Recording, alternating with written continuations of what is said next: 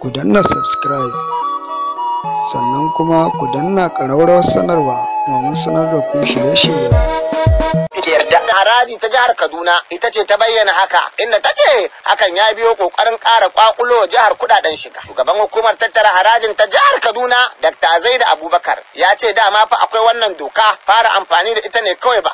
Dan haka yanzu za su haɗa kai da ƙananan hukumomin jihar 23 don haɓaka hanyoyin samun kuɗin shiga a jihar. Dan haka kowane baligi a jihar ya shirya fitar da wannan kuɗi naira 1000. Na san waɗanda suka rayu sama da shekara 50, 60, 70 sun san lokacin turawa akwai wannan haraji wanda shi aka fi sani kuɗin ci gaban ƙasa da kowa in ya biya, har waɗanda ba su biya ba za ka ga ana bin su gida ana tabbatar cewa kowa ya biya, wasu ba na tirsasa su wani a cikin wuyan shi a ce bai biya ba da sauransu. To ko yaya al'ummar Kaduna musamman ma baligai ke kallon wannan sabuwar doka? Ga ra'ayoyin wasu da muka tattaro. Iyayensu ne ma yake biya masu kuɗin makaranta, to ta yaya za su iya a ce za su yi a sa haraji a hannunsu? Mutum da bai da aiki yana ma fama ne, shine za su ce za su fara ansa, to ta yaya ne ma za su ansa haraji a hannun shi? Gaskiya ba za su kai labari ba. Ai ba mu da labarin wannan abun, kuma bai kamata ma a ce da ƙanƙananan shekaru za a ce za a karɓi haraji a wurinsu. To Allah ya kyauta. Hausa